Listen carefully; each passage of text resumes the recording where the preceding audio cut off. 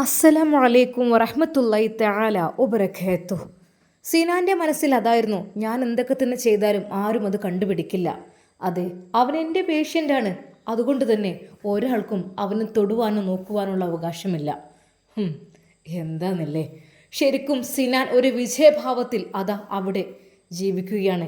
ഇടയ്ക്ക് ബുഷിയുടെ ഉമ്മയെ വിളിക്കും. ഹലോ, എന്തൊക്കെയുണ്ട്? എവിടെ നിങ്ങളുടെ ആ മക്കൾ? എൻ്റെ പൊന്നു മോനെ, അതിനെക്കുറിച്ചൊന്നും പറയണ്ട. എന്നോട് എൻ്റെ അജ്മൽ മിണ്ടാട്ടം പോലും മാറ്റിക്കണ്. എന്താന്നാവോ ഞാൻ ചെയ്ത തെറ്റ്? ഞാൻ പറഞ്ഞു ഒരിക്കൽ പോലും അൻഷിഫയുമായുള്ള വിവാഹം ഇനി അത് മുന്നോട്ട് കൊണ്ടുപോകാൻ കഴിയില്ല. കാരണം അതൊക്കെ ഡൈവോഴ്സൊക്കെ ആയിപ്പോയില്ലേ. ഇനി ഒന്നും പറയണ്ട എന്ന് പറഞ്ഞിട്ടുണ്ട്. എന്നാൽ അത് പറയുമ്പോഴേ അവൻ എൻ്റെ നേർക്കെടുക്കും. എപ്പോഴും അങ്ങനെ തന്നെയാണ്. എന്തായാലും മോനെ സിനാൻ കരുതണട്ടോ. എൻ്റെ മോനായതുകൊണ്ട് പറയല്ല ഞാൻ. എൻ്റെ മോനായാലും കൂടിയിട്ട് എനിക്ക് സത്യം പറഞ്ഞാൽ അവനെ വെറുത്തു പോയി. എനിക്ക് നിന്നെയാണ് ഇഷ്ടം എപ്പോഴും. എൻ്റെ മോനേക്കാളും സ്നേഹം എനിക്ക് നിന്നോടാണ്. ആ ഉമ്മയുടെ വാക്കുകൾ അത് ശരിക്കും സിനാന് വളരെയധികം സന്തോഷമാണ് പകരുന്നത്.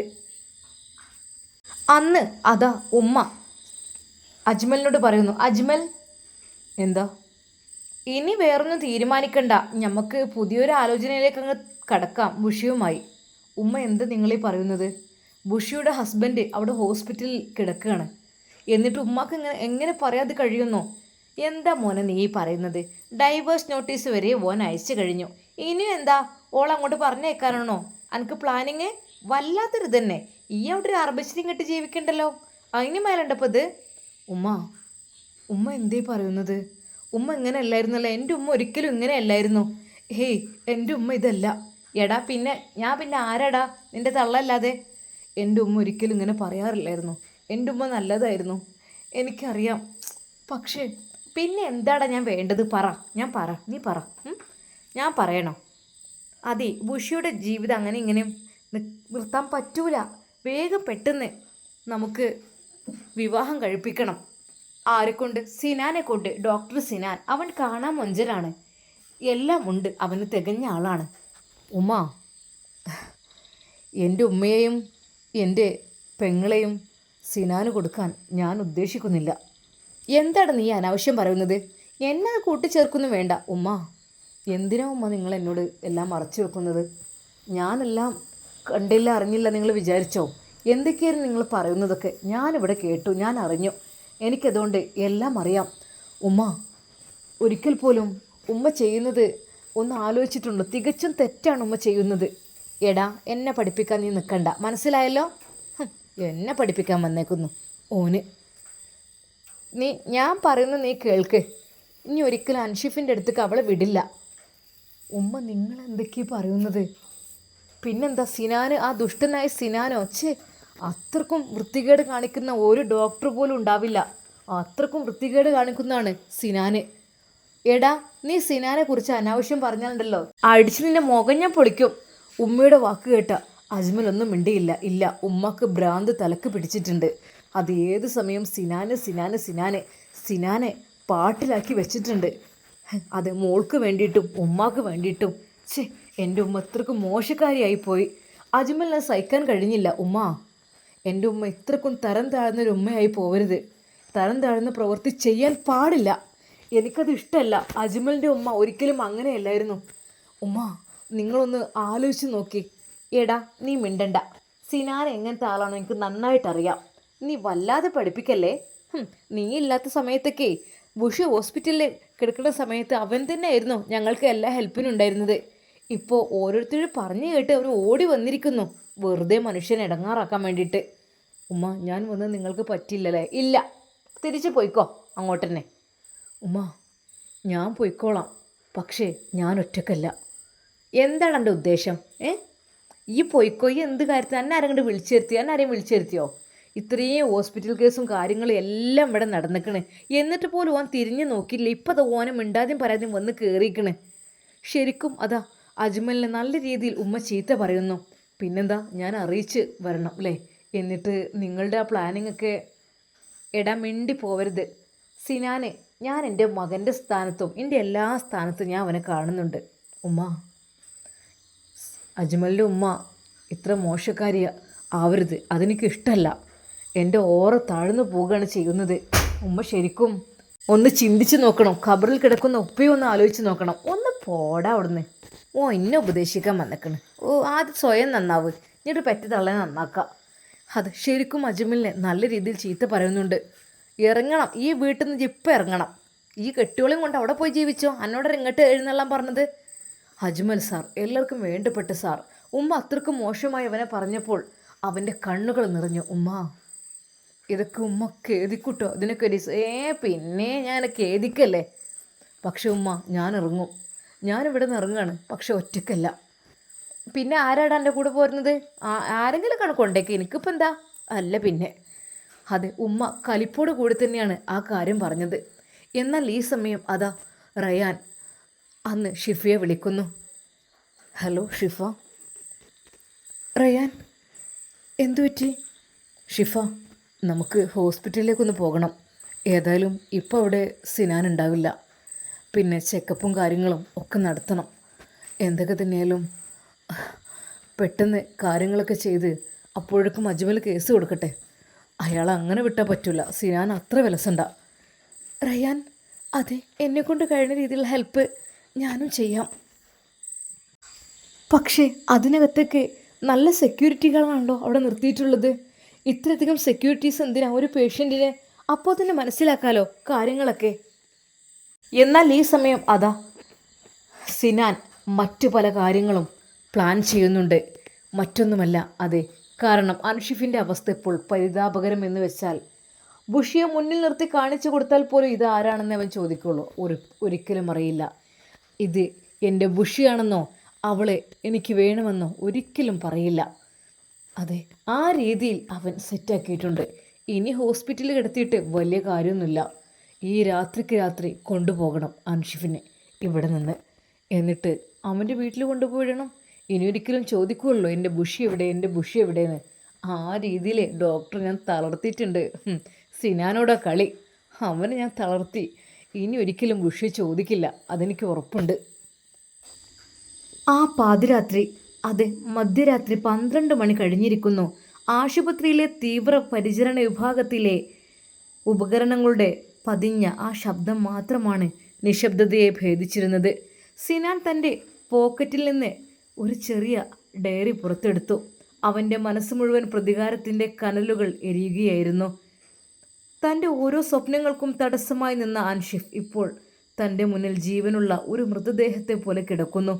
കുറച്ച് മണിക്കൂറുകൾക്ക് മുൻപ് സിനാൻ നൽകിയ വീര്യമേറിയ മരുന്നിൻ്റെ പ്രഭാവത്തിൽ അൻഷിഫിൻ്റെ തലച്ചോറിലെ ഓർമ്മകൾ സൂക്ഷിക്കുന്ന നാഡികൾ പൂർണ്ണമായും തകർന്നിരിക്കുന്നു.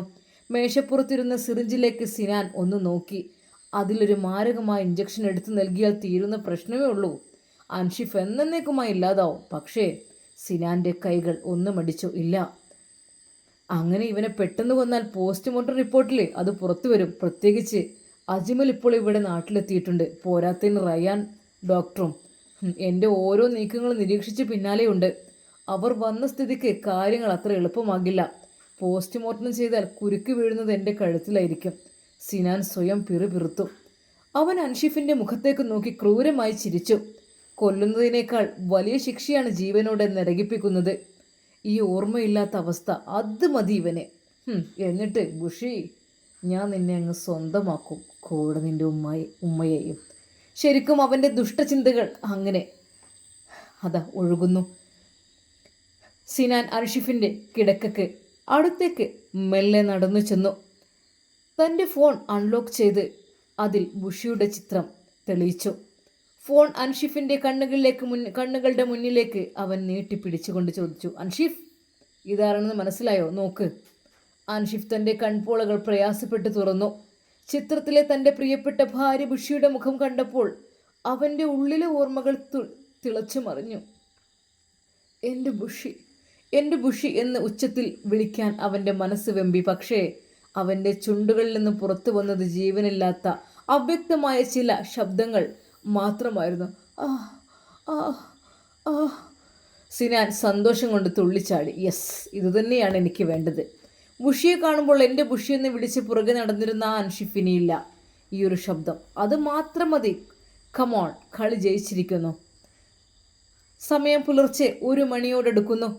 ഇനിയും ഇവിടെ താമസിച്ചാൽ അപകടമാണെന്ന് സിനാന് ബോധ്യമായി. കാരണം ചുറ്റുഭാഗത്തും ഇപ്പോൾ എന്നെ നിരീക്ഷിക്കുന്നവരായിട്ട് ആരൊക്കെയുണ്ട്. അജ്മൽ, ആ റയാൻ, അവർ 2 പേരുമാണ്. അതുപോലെ ഷിഫയും. അവർ 3 പേരും എന്നെ നല്ല രീതിയിൽ നിരീക്ഷിക്കുന്നുണ്ട്. ഇനിയും ഇവനെ ഇവിടെ കെടുത്തിയാൽ സംഭവം വേറെ രീതിയിലായി മാറും. അവൻ ICUവിലെ ഓരോ ഉപകരണങ്ങളും വേഗത്തിൽ വേർപെടുത്താൻ തുടങ്ങി. ഹൃദയമിടിപ്പ് അളക്കുന്ന മോണിറ്ററും ഓക്സിജൻ മാസ്കും ഡ്രിപ്പുകളും അവൻ ക്രൂരമായി വലിച്ചൂരി. അടുത്തുള്ള സ്ട്രെച്ചർ വലിച്ച് കിടക്കയോട് ചേർത്ത് വെച്ചു. യാതൊരു ദയവുമില്ലാതെ അവൻ അൻഷിഫിന്റെ ശരീരം ശക്തിയായി സ്ട്രക്ചറിലേക്ക് തള്ളിയിട്ടു. അൻഷിഫിന്റെ തല സ്ട്രക്ചറിന്റെ വശങ്ങളിൽ ചെന്നിടിച്ച് വലിയൊരു വേദന തരംഗം അവന്റെ ശരീരത്തിലൂടെ കടന്നുപോയി. ഇനി നീ അവിടെ കിടന്ന് നിരകിക്ക്, അൻഷിഫിന്റെ ചെവിയിൽ സിനാൻ അല്പം അമർത്തി പറഞ്ഞു. ഇനി ഒരിക്കലും നിന്റെ ഭാര്യ ബുഷി എന്ന പേര് നാവ് കൊണ്ട് ഉച്ചരിക്കരുത്, കേട്ടല്ലോടാ. അൻഷിഫിനെല്ലാം മനസ്സിലാകുന്നുണ്ട്. പക്ഷേ തൻ്റെ മുന്നിൽ നിൽക്കുന്ന വില്ലനെയും അവൻ തന്നോട് ചെയ്ത ക്രൂരതകളെയും കുറിച്ച് അവൻ്റെ ഉള്ളിലെ മനസ്സ് വിളിച്ചു പറയുന്നുണ്ടായിരുന്നു. പക്ഷേ പ്രതികരിക്കാൻ കഴിവില്ലാതെ തൻ്റെ അവസ്ഥയോർത്ത് ആ നിർഭാഗ്യവാന്റെ കണ്ണുകളിൽ നിന്ന് കണ്ണുനീർ ചാലുകളായി ഒഴുകിയിറങ്ങി. സിനാൻ വാതിൽ തട്ടി പുറത്തെ കാവൽ നിന്നിരുന്ന ഡ്യൂട്ടി നഴ്സിനെ അകത്തേക്ക് വിളിച്ചു. വേഗം വരൂ, ഇദ്ദേഹത്തെ മാറ്റാനുള്ള സമയമായി. അവൻ കൽഷൻ നൽകി. പേടിച്ചിരണ്ട നഴ്സിനെയും കൂട്ടി സിനാൻ ആ സ്ട്രക്ചർ നീണ്ട വിജനമായ ഇടനാഴികളിലൂടെ തള്ളിക്കൊണ്ടുപോയി. ലിഫ്റ്റ് താഴത്തെ നിലയിലെത്തിയപ്പോൾ അവിടെ ആംബുലൻസ് കാത്തുനിൽപ്പുണ്ടായിരുന്നു. അതിൽ സെക്യൂരിറ്റി ചോദിച്ചു, സർ, ഡെഡ് ബോഡിയാണ്. ഓക്കെ. അതെ, ശരിക്കും അവൻ്റെ മുഖത്തോട് തന്നെ മുണ്ടിട്ട രീതിയിലായിരുന്നു കൊണ്ടുപോയിരുന്നത്. അത്രക്കും ക്രൂരമായ പെരുമാറ്റമായിരുന്നു സിനാൻ അൻഷിഫിനോട് ചെയ്തത്. മഴ പെയ്യുന്ന ആ പാതിരാത്രിയിൽ മഴത്തുള്ളികൾക്കിടയിലൂടെ അൻഷിഫിൻ്റെ സ്ട്രക്ചർ ആംബുലൻസിൻ്റെ പിന്നിലേക്ക് തള്ളിക്കയറ്റി. ആംബുലൻസിൻ്റെ വാതിലുകൾ അടയുന്നതിന് തൊട്ടു മുമ്പ് സിനാൻ ഒരിക്കൽ കൂടി അൻഷിഫിൻ്റെ കണ്ണുകളിലേക്ക് നോക്കി ഒരു അട്ടഹാസത്തോടെ പറഞ്ഞു, നിന്റെ കഥ ഇവിടെ അവസാനിക്കുകയാണ് അൻഷിഫ്, വിട. ആംബുലൻസ് ഇരുട്ടിലേക്ക് മറഞ്ഞുപോയി. അപ്പോഴേക്കും അൻഷിഫിൻ്റെ കവിളിലൂടെ കണ്ണീർ തുള്ളികൾ ഇറ്റി വീഴുന്നുണ്ടായിരുന്നു. ഉള്ളിൽ പേറി നടക്കുന്ന ഓർമ്മകളോടെ പുറത്തു പറയാൻ കഴിയാത്ത ആ നിശബ്ദ ലോകത്തിലേക്ക് അവൻ യാത്രയായി. ആംബുലൻസ് മഴയത്ത് കുതിച്ചു പാഞ്ഞു. അതിന് തൊട്ടു പിന്നാലെ തൻ്റെ കാറിൽ സിനാനും പാഞ്ഞു പോകുന്നുണ്ടായിരുന്നു. വഴിയിലുടനീളം അവൻ്റെ ഉള്ളിൽ ഒരു ഭയം തീക്കനലായി എരിഞ്ഞു. അജ്മൽ റയാനും ഏത് നിമിഷവും കാര്യങ്ങൾ മനസ്സിലാക്കി തൻ്റെ പിന്നാലെ എത്താം. പക്ഷേ അതിനു മുമ്പ് ഈ അൻഷിഫിനെ അവൻ്റെ സ്വന്തം തറവാട്ട് വീട്ടിലെത്തിച്ച് ആ തള്ളയുടെ മുന്നിലേക്ക് തള്ളിയിടണം. ആംബുലൻസിൻ്റെ പിൻഭാഗത്ത് ഭയന്ന് വിറച്ചു നിൽക്കുന്ന സിസ്റ്റർ അൻഷിഫിൻ്റെ അവസ്ഥ കണ്ട് വിങ്ങിപ്പൊട്ടുകയായിരുന്നു. തൻ്റെ പ്രിയപ്പെട്ട അൻഷിഫ് ഡോക്ടർ, ജീവിതത്തിലെ എല്ലാവർക്കും തണലായിരുന്ന ആ നല്ല മനുഷ്യൻ ഇപ്പോൾ ഒന്നും അറിയാതെ ജീവനറ്റ പോലെ കിടക്കുന്നു. സിനാൻ കാർ ഡ്രൈവ് ചെയ്യുന്നതിനിടയിൽ തൻ്റെ വിരലുകൾ കൊണ്ട് സ്റ്റെയറിങ്ങിൽ താളമടിച്ച് സ്വയം പറഞ്ഞു, അതെ, ഇവൻ ആ തള്ളയുടെ അടുത്തെത്തിച്ചു കൊടുക്കണം. ഇനി അമ്മയും മകനും കൂടി ഇവിടെ കിടന്ന് നിരകിക്കട്ടെ. അവിടെ എത്തിയാൽ പിന്നെ ഒരു ബുഷിയെന്നോ മറ്റെന്തോ പേര് വിളിച്ച് അവൻ എൻ്റെ വഴിയിൽ വില്ലനായി വരില്ല, അതുറപ്പാണ്. 1/2 മണിക്കൂർ നീണ്ട ആ ഭീതിജനകമായ യാത്രക്കൊടുവിൽ ആംബുലൻസ് അൻഷിഫിൻ്റെ ആ പഴയ വീടിൻ്റെ മുറ്റത്ത് വന്നു നിന്നു. പ്രകാശമൊന്നുമില്ലാത്ത, ആളനക്കമില്ലാത്ത ആ വീട് ഇരുട്ടിൽ മുങ്ങിക്കിടക്കുകയായിരുന്നു. ആംബുലൻസിന് പിന്നാലെ തന്നെ സിനാൻ്റെ കാറും മുറ്റത്തേക്ക് ഇരച്ചു കയറി വന്നു. സിനാൻ വേഗത്തിൽ ഇറങ്ങി വന്ന് ആംബുലൻസിൻ്റെ പിൻവാതിൽ തുറന്നു. ഇറക്കടി താഴോട്ട്, സിനാൻ പേടിച്ചിരിക്കുന്ന സിസ്റ്ററോട് ഗർജിച്ചു. സിസ്റ്റർ മീരിയും സിനാനും ചേർന്ന് അൻഷിഫിൻ്റെ സ്ട്രക്ചർ ആംബുലൻസിൽ നിന്ന് പുറത്തിറക്കി. വേരുകൾ പടർന്നു പിടിച്ച ആ പഴയ മുറ്റത്തോടെ സ്ട്രെച്ചർ ഉന്തിക്കൊണ്ടു പോകുമ്പോൾ സിനാൻ എപ്പോഴും ചുറ്റും കണ്ണൊടിക്കുന്നുണ്ടായിരുന്നു. റയാൻ്റെയോ അജ്മലിൻ്റെയോ വണ്ടികളുടെ വെളിച്ചം എവിടെയെങ്കിലും തെളിയുന്നുണ്ടോ എന്ന ഭയം അവൻ്റെ ഉള്ളിൽ നിഴലിച്ചു. സിനാൻ വീടിൻ്റെ ആ വലിയ മരവാതിൽ ശക്തിയായി മുട്ടി. നിമിഷങ്ങൾക്കകം വാതിൽ തുറക്കപ്പെട്ടു. ഉമ്മ, അതാ അൻഷിഫിൻ്റെ ഉമ്മ വരുന്നു. തൻ്റെ മകൻ്റെ ഈ അവസ്ഥ കണ്ട് ആ വൃദ്ധ തല കറങ്ങി വീഴുവാൻ പോയി. മോനെ, എൻ്റെ അൻഷിഫ്, മോനെ, എൻ്റെ മോൻക്ക് എന്തെങ്കിലും പറ്റിയോ? എൻ്റെ മോൻക്ക് എന്തെങ്കിലും പറ്റിയോ? സിനാൻ സാറേ, എൻ്റെ മോൻക്ക് ദേ തള്ളേ, ഒന്നും മിണ്ടായിരിക്കും, ഒന്നും പറ്റിയിട്ടൊന്നുമില്ല. സിനാൻ യാതൊരു ദൈവവുമില്ലാതെ സ്ട്രക്ചറിലുണ്ടായിരുന്ന അൻഷിഫിനെ എടുത്ത് ഉമ്മയുടെ മുന്നിലെ ആ തറയിലേക്ക് തള്ളിയിട്ടു. അൻഷിഫിൻ്റെ ശരീരം തറയിൽ അടിച്ചമർന്നു. ദാ ഇട്ടു തരുന്നു മകനെ, സിനാൻ അട്ടഹസിച്ചു. ഇനി ഇവനെ നിങ്ങൾ നോക്കി ജീവിച്ചോളി. ഇവന് ഇനി പഴയ കാര്യങ്ങളോ ആ ബുഷിയോ ഒന്നും ഓർമ്മയുണ്ടാകില്ല. ഒരു വാക്കുപോലും ഉച്ചരിക്കാൻ നാവ് കൊണ്ട് കഴിയില്ല. ഓർമ്മയില്ലാതെ ഈ ജന്മം കൊണ്ട് ഇവൻ ഇനി നിങ്ങൾക്കൊരു ഭാരമായി ഇവിടെ കിടക്കട്ടെ. ഉമ്മ താഴെ വീണ് കിടക്കുന്ന അൻഷിഫിനെ തൻ്റെ മടിയിൽ തല വെച്ച് പൊട്ടിക്കരഞ്ഞു. മകനെ, എൻ്റെ പൊന്നു മോനെ അൻഷിഫെ, ഒന്ന് സംസാരിക്കടാ. അൻഷിഫ് ഉമ്മയുടെ കണ്ണുകളിലേക്ക് നോക്കി. അവൻ്റെ ഉള്ളിൽ കടൽ ഇരമ്പുകയായിരുന്നു. ഉമ്മ, എന്നെ ഈ അവസ്ഥയിലെത്തിച്ചത് സിനാനാണ്. എന്നെ രക്ഷിക്കൂ എന്ന് വിളിച്ചു പറയാൻ അവൻ്റെ മനസ്സ് കമ്പി. പക്ഷേ അവൻ്റെ തൊണ്ടയിൽ നിന്ന് പുറത്തു വന്നത് വെറും ഒരു ശ്വാസശബ്ദം മാത്രമായിരുന്നു. ആ ആ അവൻ്റെ കവിളിലൂടെ കണ്ണുനീർ തുള്ളികൾ ഉമ്മയുടെ കയ്യിലേക്ക് ഉറ്റി വീണു. സിസ്റ്റർ, വേഗം വാടി, സിനാൻ ഭയത്തോടെ വിളിച്ചു പറഞ്ഞു. അതെ, ഓരോ വാഹനത്തിൻ്റെയും ശബ്ദം കേൾക്കുമ്പോൾ അവനക്ക് തോന്നുകയായിരുന്നു അത് അജ്മലാണ്, റയാനാണ് എന്നുള്ളത്. എന്നാൽ സിസ്റ്റർ മീരയ്ക്ക് ഉമ്മയോട് അല്പം ദയ തോന്നുകയാണ്. പാവം ഉമ്മ, എന്താ ചെയ്യാം. എന്നാൽ പെട്ടെന്ന് വേഗം വാടി, സിനാൻ ഭയത്തോടെ വിളിച്ചു പറഞ്ഞു. അൻഷിഫിൻ്റെ ഉമ്മയുടെ നിലവിളി ഗവനിക്കാതെ അവൻ സിസ്റ്റർ മീരയുടെ കയ്യിൽ പിടിച്ചു വലിച്ച് ആംബുലൻസിന് നേരെ ഓടി. ഇനി നീയും ഈ തള്ളയും മാത്രം ഈ ഇരുട്ടിൽ കിടന്ന് കരയെ. ആംബുലൻസിലേക്ക് കയറുന്നതിന് മുമ്പ് സിനാൻ അൻഷിഫിന് നേരെ വിരൽ ചൂണ്ടി ഭീഷണിയോടെ പറഞ്ഞു.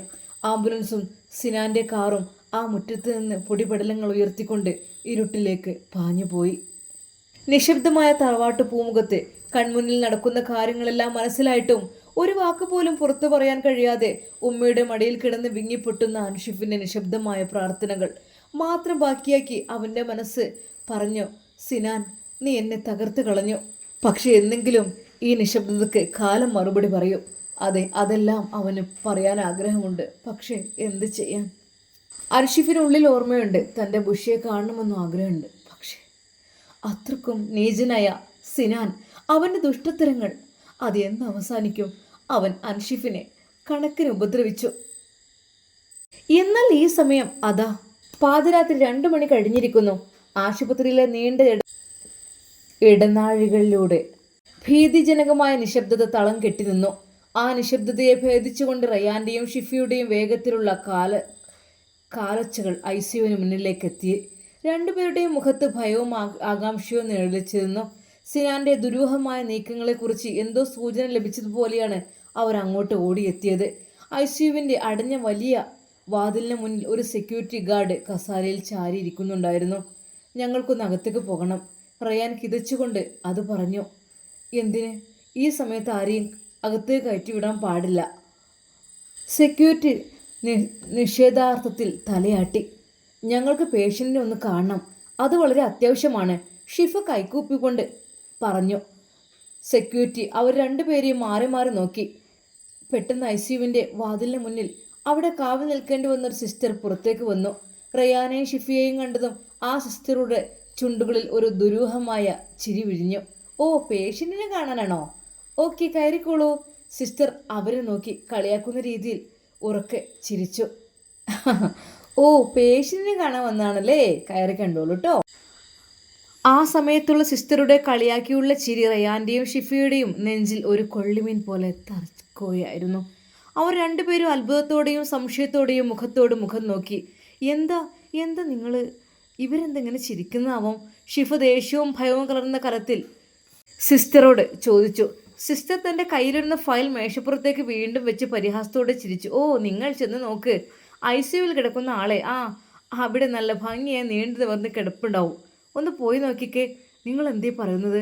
റയാൻ സിസ്റ്ററുടെ അടുത്തേക്ക് ദേഷ്യത്തോടെ അടുത്ത് ചെന്നു. സത്യം തന്നെയാ റയാൻ, സിസ്റ്റർ തൻ്റെ ശബ്ദം താഴ്ത്തി പറഞ്ഞു. അകത്താരുമില്ല, പേഷ്യൻ്റ് അൻഷിഫ് മരണപ്പെട്ടിട്ടുണ്ട് എന്നാണ് ഇവിടെയുള്ള സെക്യൂരിറ്റിയോട് വരെ പറഞ്ഞിരിക്കുന്നത്.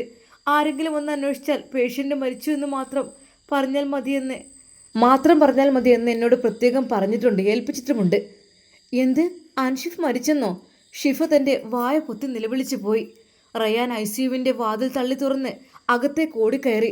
പുറകെ ഷിഫയും. അവിടെ കണ്ട് കാഴ്ച അവരുടെ ചോര ഉറയിക്കുന്നതായിരുന്നു. തീവ്രപരിചരണ വിഭാഗത്തിലെ കട്ടിലിൽ അൻഷിഫ് ഉണ്ടായിരുന്നില്ല.